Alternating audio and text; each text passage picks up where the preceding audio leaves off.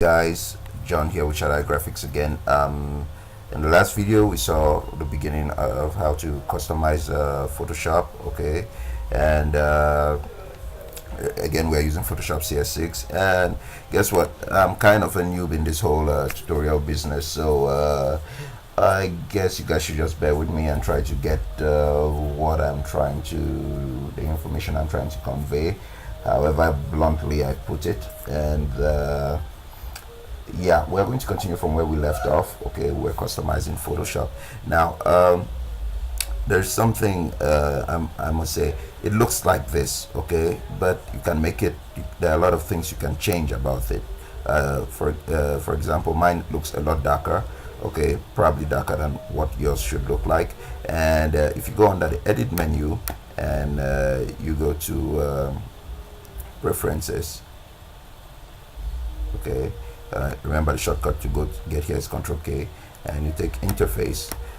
You can actually change how dark Photoshop looks. Okay, you could make it a lot darker. Personally, I prefer it as dark as this, and I believe most designers would prefer it that way. But you could also make it really, really light. To me, this is super annoying. I wouldn't do that if I were you. All right, so we are just going to leave it this dark. Okay, that's something I forgot to say in the last video, so I just wanted to put it out there. All right, so I showed you how to customize your workspace by creating your own shortcuts. Okay, and I said you shouldn't sweat it if you do not know anything about that. As you keep working, you will learn the shortcuts that you need to know, but shortcuts are they are very, very necessary and very essential for an effective working system. Okay, I showed you how to customize your menus so that they can become colorful like this, and you could decide to go even further and put colors on everything, but I only color the things which I believe I use more often. And actually I hardly ever come up this way because I know most of my shortcuts by heart. So yeah, we're going to continue, and you look at Adobe Photoshop. By default, this is what it looks like. All right, your workspace name is Essentials. Okay, but though we have already started customizing it, I will show you how to save the workspace if we have time in this video or in the next. All right, so what you see here are your color swatches, your colors and your color swatches. Okay, if you click here, you will see it. All right, and then here are your adjustments for your adjustment layers, and here is your layer panel where you can see all your layers. These are an assortment of your tools. I'm going to take the time to go through these tools one by one with you, but the most essential tools as far as you're concerned in Photoshop, things you mostly use are, first of all, okay, this the move tool, which shortcut is V, and your selection tools, you use them more often than any other tools in Photoshop. Some of the cooler tools are the tools for brushing, and for those of you who have something like the Wacom Cintiq, having a drawing tablet of any kind opens a totally new world in Photoshop once you connect it, and there's a lot of things you can do. So you guys should, if you are a new graphic designer, you should consider investing in a Wacom Bamboo tablet. They're not very, very expensive. I believe something in the likes of $40 or something like that. So you should really consider investing in such a thing. So let's continue, and of course we have to, you know, customize our workspace. Yeah, that's where we were. Oh my god, almost losing my train of thought right here. And here you can add a lot of things. All right, we have customized, we have done the major customizations in here already, and now we are going to go now to making your workspace look like you want it to look for a better effective workflow. All right, so you're going to go to Windows, and there are a lot of things which are not available here. Now I have my own workspace already made, and I'm going to show you how I did it, and for me it is the most efficient way to work. So I'm going to show you how I did that. And if you click here, okay, one of the first things that I would do is pull this out.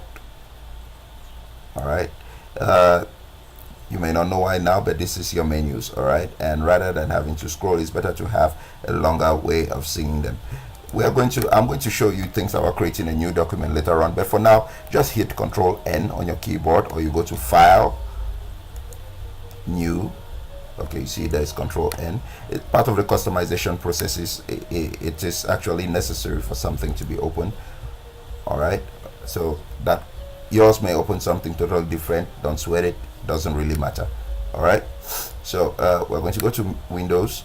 All right, and under the Windows menu, well, there are a bunch of things that we are going to start clicking on. All right, like here's Actions. Notice that this guy appeared.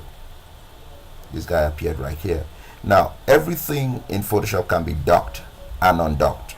All right, so one of the first things I like doing is carrying this menu from here and putting it right here. Now anytime if you have really messed up your entire workspace and you don't know what to do, just come here. All right, and whatever it is that your workspace is, like maybe you're on Essentials and you have messed it up, you take Reset Essentials. All right, and even if it's your own personal workspace like mine, you can see mine, the Shadow graphics. If it were a workspace that were on and I had messed it up completely, I can come and I take Reset Shadow graphics and everything will come back the way I like it. All right, so that's that. Remember, anything, you can dock anything. The thing I just put here was the adjustments panel. Okay, was the adjustment which I removed from this area right here, because I like having this. Sometimes you work with so many layers and I just like seeing as many of them as physically possible on my on my layer panel, just right here available, other than having these other things occupy the space, which I would be using more often. So like I said, you could dock anything or undock it. Like I could carry this out and it's there floating in the air. All right, I could take it and put it back. You see a blue line appears, you could put it back. If it's a blue square, know that you are going to dock it in the same group as whatever you're hovering it over. All right, like this. All right, if I let it go here, it's going to dock it in there. All right, notice how the workspace changed. All right, I could take it out and put it here. Okay, you see my layer styles are now there. I could take them too, take my layer styles out and put them there. All right, and there we go. So you could do that. So we're going to keep opening some more windows and filling up that space. So I'm just going to go ahead and put brush presets, and we're going to put in the navigator. The navigator, I always prefer that it is up. I will teach you guys how it works later on. And the navigator, and we're going to put in, for your text, we're going to put in paragraph. All right, this is character right here. Oh my god, what's going on? Oh, okay, my machine probably was doing something crazy. Yeah, and this is where you handle and control your text. All right, and we're going to put in let's see, what else do we actually need. Well, I hardly ever use this, but I just like putting it on right there. Remember, as a designer, there are a lot of things which exist in this software that you will end up never using, okay, because it's not part of your workflow. So that's what we are going to do, and that's that for this video. And actually, yeah, I'm being told my time is up, and in the next video we are going to continue customizing your workspace. Have a nice time.